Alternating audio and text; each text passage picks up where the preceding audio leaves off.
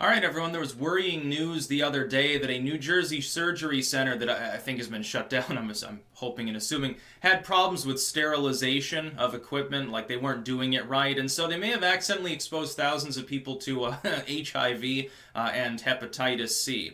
Yeah, that's not good. You see both particularly pernicious conditions. I don't think that the average person, they go in for surgery like, hey, I need my wisdom teeth removed, and they're like, okay, we're gonna give you some Novocaine. Whoops, we accidentally gave you something extra. Can you say like $1 billion malpractice lawsuit? You know, class action. You know, the lawyers would take most of it, but you know, it's the way it works. Yeah, I think I see bad things looming. Didn't they have a case? I think it was also in New Jersey, if I can remember correctly. But New Jersey has problems. I think, wasn't it a few years ago they had some vaccine that they were storing in a lab, I think in New Jersey, and they weren't storing it right, like they weren't refrigerating it properly. It had like meningitis in it. A bunch of people died of fungal meningitis. I think that was the case. I think that was a New Jersey story at the time. What the fuck is going on there? Like, are you trying to create like super mutants or ghouls or something like that? It's crazy. Our healthcare system in this country has some real problems. And it's not for lack of oversight. It's not like there aren't a million pages of regulations and every aspect of the law micromanages the pharmaceutical industry, medical labs, the storage, and what you can do, and how much you can pay, and how much you can charge. Everything is micromanaged, and yet we still have these cases. And, you know, a bunch of people die or they get injected with some chronic disease despite all of that regulation. It's quite astonishing to me, especially in a legalistic state like New Jersey.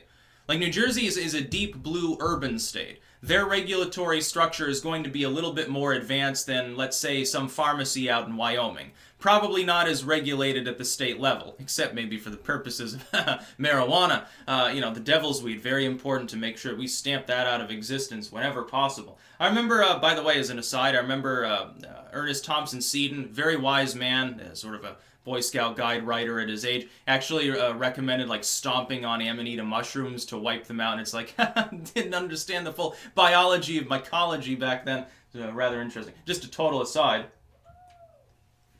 Here's what I would say though. This points to desperate problems within our medical infrastructure. It's like when you go to the doctor or whatever, the whole point is, you know, to get well or to prevent yourself from getting sick. You don't expect, hey, I'm going to get like routine surgery. I'm getting a kidney stone removed. I'm having my toe reattached. You know, it was an ugly saw blade incident in the mill, and so now, you know, I need my foot reattached or something. You don't expect to get AIDS from that. And this is another thing. It's like a lot of people back during that period of time when the AIDS epidemic was in vogue as the main issue, like, oh my god, the plague is here, we're all going to die. And that was funny because they always assumed that it was only the result of, like, specifically, I have a medical handbook from the time, I think it was 91 or 92, and it says homosexual sexual activity is what spreads it. They weren't even openly recognizing in the medical community that straight sex could cause it as well. Or that straight people could sodomize each other. You know, that's always possible as well, and do other weird stuff. Really interesting. Definitely an interesting piece. I should probably try to dig that book out, because, I mean, it is rather funny to read that and read some of, you know, maybe the misunderstandings within medicine. But the idea of people getting transfusions that could be tainted, that the blood supply had been tainted, which it was, number one, and number two, this sort of thing happening, lack of sterilization could cause a problem, wasn't really openly recognized. And so you've got these cases where somebody's like, oh my god, I'm a total virgin, I got AIDS. How'd that happen? Oh, my wisdom teeth, god damn it.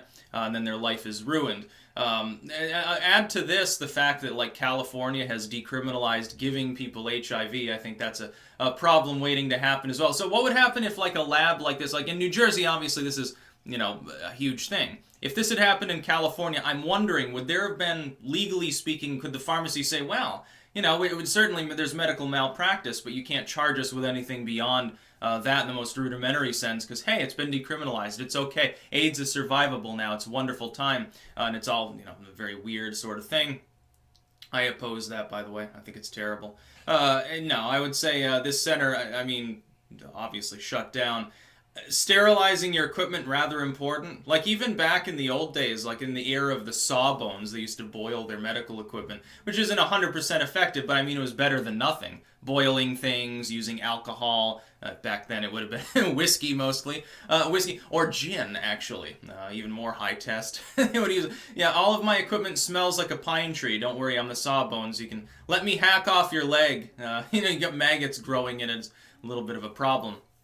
By the way, as another aside, actually editing a work right now that relates somewhat to the medicinal side. It's actually an 1830s receipt book, and I spoke of this last night. Receipt book in that sense meant a general apothecarian and cuisine style text, like had recipes, tips and tricks in the basic sense. Safety tips were quite common. And then it had like the medicinal side, folk medicine, measurements and stuff like that, child care tips. Very interesting works, basically the semi-modern version of a grimoire. It's basically no different from the Petit Albert other than it doesn't contain alchemy.